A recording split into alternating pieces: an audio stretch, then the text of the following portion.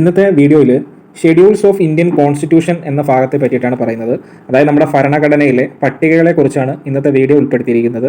അതായത് നമ്മുടെ ഭരണഘടനയിൽ 12 പട്ടികകളാണുള്ളത്. അതായത് there are 12 schedules in our Indian constitution. അപ്പം ഒന്നാമത്തെന്ന് പറഞ്ഞാൽ നമ്മുടെ ഇന്ത്യ അതുപോലെ തന്നെ സ്റ്റേറ്റിൻ്റെ യൂണിയൻ ടെറിട്ടറിയുടെയൊക്കെ പേരുകളെ പറ്റി പ്രതിപാദിക്കുന്ന ആണ് ഒന്നാമത്തെ പട്ടിക അല്ലെങ്കിൽ ഒന്നാമത്തെ ഷെഡ്യൂൾ എന്ന് പറയുന്നത്. അപ്പോൾ ഇതിൻ്റെയൊക്കെ ഒരു കോഡ്, അതായത് ഞാൻ പഠിച്ചു വെച്ച ഒരു കോഡ് ഈ വീഡിയോയുടെ അവസാന ഭാഗത്തായിട്ട് ചേർക്കുന്നുണ്ട്. അപ്പോൾ അത് നിങ്ങൾക്ക് പ്രയോജനപ്പെടുവാന്നുണ്ടെങ്കിൽ നിങ്ങൾക്ക് അത് ഉപയോഗിക്കാം, അല്ലെങ്കിൽ നിങ്ങൾക്ക് നിങ്ങളുടേതായ ഓരോ കോഡുകൾ തന്നെ രൂപീകരിക്കാവുന്നതാണ്. അതുപോലെ തന്നെ രണ്ടാമത്തെ പട്ടിക പറയുന്നതെന്ന് പറഞ്ഞാൽ പ്രസിഡന്റ്, വൈസ് പ്രസിഡന്റ്, ഗവർണർ ഇവരുടെയൊക്കെ സാലറിയെ പറ്റിയിട്ടാണ്. അപ്പോൾ ഒന്നാമത്തെ പറയുന്നതെന്ന് പറഞ്ഞാൽ ഇന്ത്യയുടെ സ്റ്റേറ്റിൻ്റെയും അതുപോലെ നമ്മുടെ യൂണിയൻ ടെറിട്ടറിയുടെയൊക്കെ പേരിനെ പറ്റിയൊക്കെ പ്രതിപാദിക്കുന്ന പട്ടികയാണ് ഒന്നാമത്തെ പട്ടിക. രണ്ടാമത്തെ എന്ന് പറയുമ്പോഴത്തേന് പ്രസിഡന്റ്, വൈസ് പ്രസിഡന്റ്, ഗവർണർ ഇവരുടെയൊക്കെ സാലറിയെ പറ്റി പ്രതിപാദിക്കുന്നതാണ് രണ്ടാമത്തത്. മൂന്നാമത്തത് പറയുകയാണെങ്കിൽ പ്രസിഡന്റ്, വൈസ് പ്രസിഡന്റ്, ഗവർണർ പിന്നെ അതുപോലെ തന്നെ ജഡ്ജ് എന്നിവരുടെയൊക്കെ സത്യപ്രതിജ്ഞയെ പറ്റി പറയുന്നത്. അതായത് president, vice president, governor and ജഡ്ജിൻ്റെയൊക്കെ ഓത്ത് ആൻഡ് അഫർമേഷനെ പറ്റി പറയുന്നതാണ് മൂന്നാമത്തെ പട്ടിക. നാലാമത്തെ ആകുമ്പോഴത്തേന് ഇന്ത്യ സ്റ്റേറ്റ് അതുപോലെ തന്നെ രാജ്യസഭയുടെയൊക്കെ അനുപാതമായ സീറ്റിനെ കുറിച്ച് പ്രതിപാദിക്കുന്നതാണ് നാലാമത്തെ പട്ടിക അല്ലെങ്കിൽ നാലാമത്തെ ഷെഡ്യൂൾ എന്ന് പറയുന്നത്.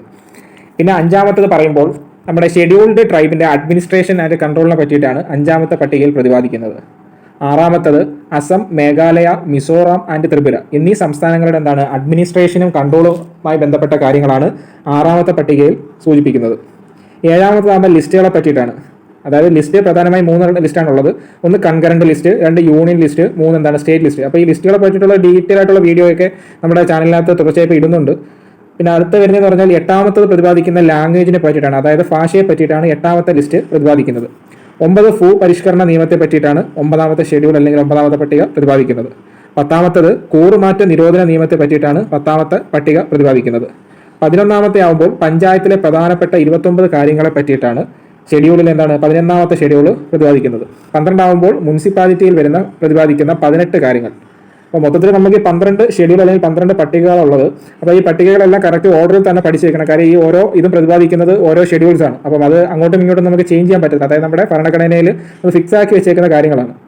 അപ്പോൾ ഇതിനകത്ത് മെയിനായിട്ട് ഒരു കോഡ് നമുക്ക് ചേർക്കാൻ പറ്റുന്നതെന്ന് പറഞ്ഞാൽ നെയിം വിളിച്ചു, സാലറി കൊടുത്തു, സത്യപ്രതിജ്ഞ ചെയ്തു, സീറ്റിൽ ഇരുത്തി. അപ്പോൾ നമുക്ക് എത്ര എണ്ണം? ആദ്യത്തെ ഒരു 4 എണ്ണത്തിൻ്റെ ഒരു കോഡാക്കി. അതായത് നെയിം വിളിച്ചു എന്ന് പറയുമ്പോൾ ഇന്ത്യയുടെയും സ്റ്റേറ്റിൻ്റെയും അതുപോലെ തന്നെ യൂണിയൻ ടെറിട്ടറിയുടെയൊക്കെ പേരിനെ പറ്റി പ്രതിപാദിക്കുന്നതെന്ന് പറഞ്ഞില്ലേ. അപ്പം നെയിം വിളിച്ചു, അപ്പോൾ അതിനകത്ത് ഉൾപ്പെടുത്താം.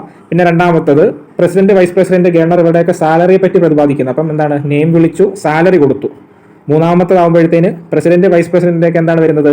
സത്യപ്രതിജ്ഞയാണ് വരുന്നത്. അപ്പം നെയിം വിളിച്ചു, സാലറി കൊടുത്തു, സത്യപ്രതിജ്ഞ ചെയ്തു. പിന്നെ നാലാമത്തെ ആകുമ്പോൾ സീറ്റിൽ ഇരുത്തി. അതായത് ഇന്ത്യയുടെ രാജ്യസഭയിലേക്ക് അനുപാതമായ സീറ്റിനെ പറ്റി പ്രതിപാദിക്കുന്ന എത്രയാണ്? 4ാമത്തെ പട്ടികയാണ്. അപ്പം നെയിം വിളിച്ചു, സാലറി കൊടുത്തു, സത്യപ്രതിജ്ഞ ചെയ്തു, സീറ്റിലിരുത്തി. അപ്പോൾ ആദ്യത്തെ 4 എണ്ണത്തിന്റെ കോഡായി. പിന്നെ അത് 5ാമത്തെ വരുമ്പോഴത്തേന് നമ്മുടെ ഈ ഷെഡ്യൂൾഡ് ട്രൈബിന്റെ അഡ്മിനിസ്ട്രേഷനും കൺട്രോളിനും പറ്റുന്നതാണ്. അപ്പോൾ ST എടുത്ത് AC ബസ്സിൽ കയറി എന്നൊരു കോഡ് ആലോചിച്ച് വെച്ചാൽ മതി. ST എടുത്ത് AC ബസ്സിൽ കയറി. അപ്പം ST എടുത്തെന്ന് പറഞ്ഞാൽ നമ്മുടെ ഷെഡ്യൂൾഡ് ട്രൈബ്. അതുപോലെ AC ബസ് എന്ന് പറയുമ്പോൾ നമ്മൾ അതിനകത്ത് വരുന്ന AC ബസ്സിൽ കയറി വരുമ്പോഴത്തേന് കൺട്രോളും അഡ്മിനിസ്ട്രേഷനും എല്ലാം അഡ്മിനിസ്ട്രേഷൻ ആൻഡ് കൺട്രോൾ AC വെച്ച് കണക്ട് ചെയ്തുകൂടെ. അപ്പോൾ അതാണ് നമ്മുടെ 5ാമത്തെ പട്ടികയ്ക്ക് ഒരു കോഡ് ഇട്ടേക്കുന്നത്. പിന്നെ 6ാമത്തെ വരുമ്പോഴത്തേന് ആ മേഖല മൈത്രി എന്ന് ആലോചിച്ചാൽ, അതായത് അസം, മേഘാലയ, മിസോറാം ആൻഡ് ത്രിപുര എന്നീ സംസ്ഥാനങ്ങളുടെ അഡ്മിനിസ്ട്രേഷനും കൺട്രോളുമായി ബന്ധപ്പെട്ട കാര്യമാണ്. പിന്നെ 7ാമത്തെ കാര്യം പറഞ്ഞ ലിസ്റ്റാണ്. അപ്പോൾ ആ 7ാമത്തെ ലിസ്റ്റിൻ്റെ ആ 7 തിരിച്ചിട്ടാൽ എല്ലായി. അപ്പം 7ാമത്തത് ലിസ്റ്റാണെന്ന് നമുക്ക് അത് കണക്ട് ചെയ്യാൻ പറ്റും. പിന്നെ 8ാമത്തത് ലാംഗ്വേജിനെ നമുക്ക് പറയാൻ പറ്റുന്നതെന്ന് പറഞ്ഞാൽ ഇപ്പം നമുക്ക് ഭാഷ അറിയാത്ത സ്ഥലങ്ങളിലൊക്കെ പോയി, അതായത് നമുക്ക് ഭാഷ അറിയാതെയൊക്കെ പുറത്ത് അന്യ സ്ഥലങ്ങളിലൊക്കെ പോയി കഴിഞ്ഞാൽ നമുക്ക് 8ന്റെ പണി കിട്ടത്തില്ല. അപ്പോൾ ആ ഒരു കോഡ് വെച്ച് കണക്ട് ചെയ്ത് വെച്ചാൽ അപ്പോൾ നമുക്ക് ഭാഷ അറിയാതെ പുറത്ത് പോയാൽ 8ന്റെ പണി കിട്ടും. അപ്പോൾ ഭാഷ 8. അപ്പോൾ 8 നമുക്ക് ലിസ്റ്റ് ഭാഷ അങ്ങനെ വെച്ച് കണക്ട് ചെയ്യാൻ പറ്റും. പിന്നെ ബാക്കി വരുന്നതെന്ന് പറഞ്ഞാൽ 9 ഭൂ പരിഷ്കരണ നിയമത്തെ പറ്റി.